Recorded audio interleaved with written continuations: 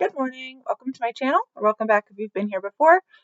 I guess it might not be morning where people are, but it's morning where I am. So good morning. Anyway, today I want to talk about a trilogy of romance novels that I read for the Black Author Tube Readathon in February. So I will link to my video down below where I explained what the Black Author Tube Readathon was. This was something that I hosted with Margaret Pinard. So I will also link to her videos about it over on her channel. And before we dive into the books, just two announcements because I'm going to be on some lives coming up. So first, I'm actually going to try to host my very first live on March 10th. It's at 4 o'clock Central Time, 5 o'clock Eastern Time. And that will be me talking with the author S.D. Houston, Shannon, who is an author tuber herself. And for the Black Author Tube Readathon, we read Seed Among the Thorns by Morgan Lee, which is a fantasy romance, a bit of a YA bent, but I didn't feel like it was super YA. Anyway, we're going to talk about that in the live because it's a book that's a little bit hard to pin down, in my opinion. So if you're interested in fantasy romance, perhaps the romance side was a little bit light. And if you want to hear about a cool indie published book from one of our very own author tubers, please stop by that live and check it out. I will get it scheduled so that people can set reminders in the next few days. And then I will be on a live on Margaret Pinard's channel on Tuesday, March 15th. And that's going to be our big wrap up party for the Black Author Tube Readathon. So everyone who participated is going to be there. And we're just going to hang out and talk briefly about the books that we read and just have a good time. So that's Tuesday, March 15th. That's at 10 p.m. Eastern, 7 p.m. Pacific. Okay, so with that, let's dive into the books I wanted to talk about today. So I read a whole trilogy of books. They were short though. So these were contemporary adult romance. The trilogy is called Accidentally in Love by Nicole Falls. And then the three books in the series are Adore You, Smitten, and Then Came You. And so the series name, Accidentally in Love, gives away a little bit what the mechanic is that sort of links all three books. So in all three books, we have a very strong female lead who has been focused on her career and or her family for a very long time. Romance has sort of taken a back seat.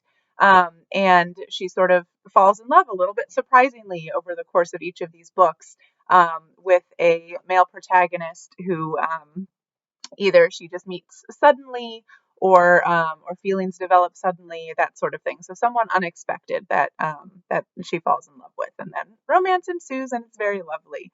So I'm going to start talking about just some things that I really liked across all three books. So for one, I thought the dialogue in these books was awesome, and I feel like dialogue is really hard to nail in books in general, but also especially in romance. And so I just loved the dialogue. There was just so much, just everyday casual dialogue. Like I could really believe that the characters were not just falling in love, but also deepening their other ties. So the first couple is a couple that's known each other for a long time in Adore You. And so you could really see that in the banter back and forth.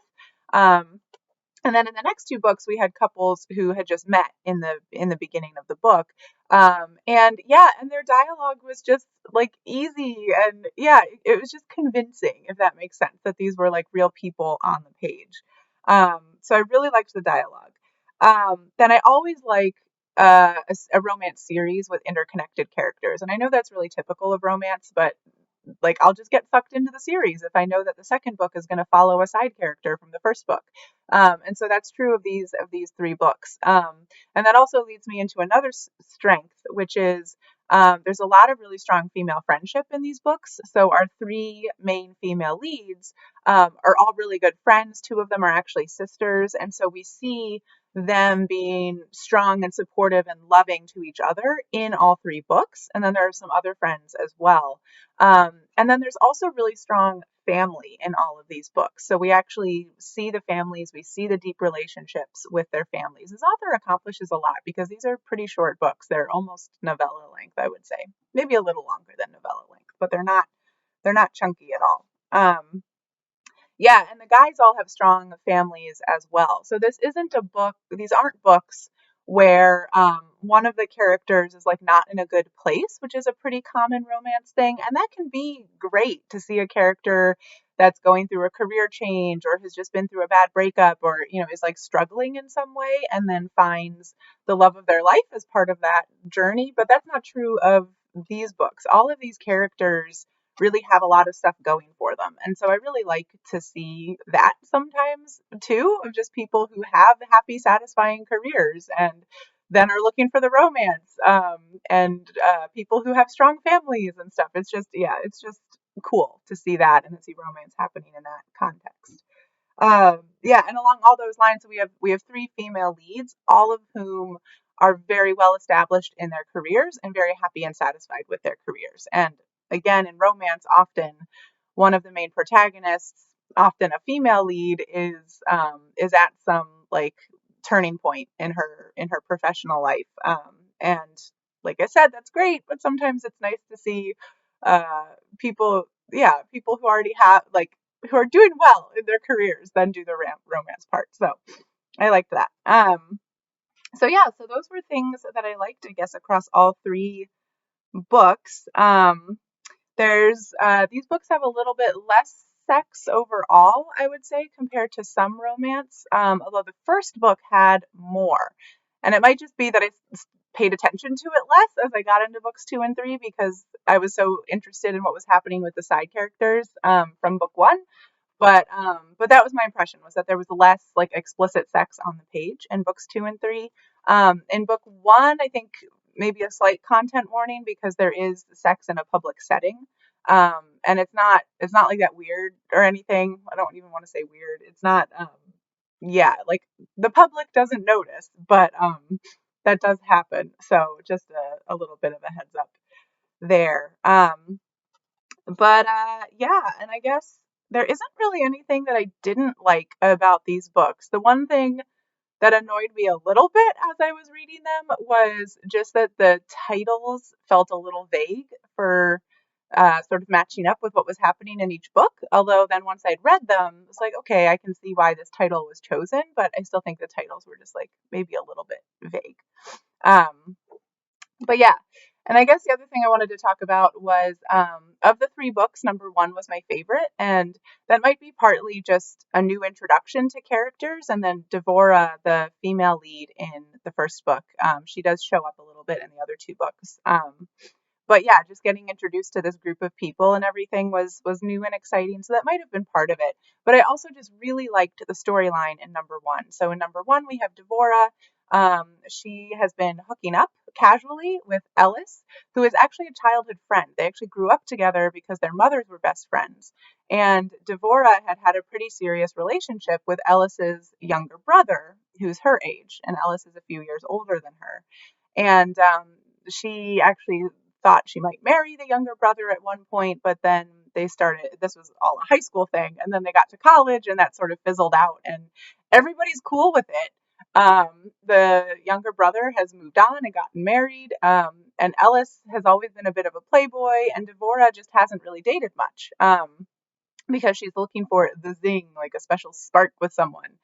And so now here she is starting to hook up with Ellis, who actually they've been hooking up for like 6 months by the time the book starts. And there's a zing. But she is really, really nervous about it because she's had a crush on this guy since she was a kid, basically. And she's really worried about what it will do to their families. She's really worried that even though things are over between her and his younger brother, that their moms might think that it's really gross and inappropriate, and that the younger brother might be sort of hurt and torn up by this, even though he's now happily married. So she's got a bit of baggage going on there. And what she doesn't know, and that Alice knows, is that he also has had a crush on her since they were kids. But she was like the little kid sister, so he never did anything with it, and she was dating his younger brother. And so we see the two of them he's sort of getting frustrated because he's like, look, I know you've essentially been in love with me for a decade or more.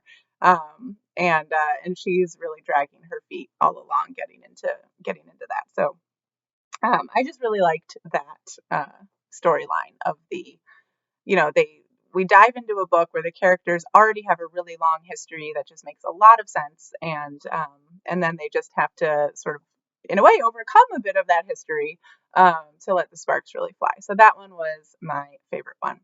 Okay, so I think that's enough talking about this, I will post links down below to Nicole Falls' YouTube page and then also the Amazon page where you can buy these books. I did read them on my Kindle, so I bought them through Amazon, which, as much as there are issues with Amazon, Kindle publishing, I think, has really opened a lot of doors to people. And in particular, there's been a lot written about how it's opened the door to authors of color in various ways because it's a easy access to publishing. So yeah, I don't know exactly where I'm going with that, except that I feel pretty comfortable with having put my dollars toward Kindle copies of these books. So I will link to that down below. Let me know if you'd like to check out these books, and if you have any other romance recommendations, because I've talked a little bit about some of my general likes in romance in this video. And otherwise, I will see you in the next video. Thanks. Bye.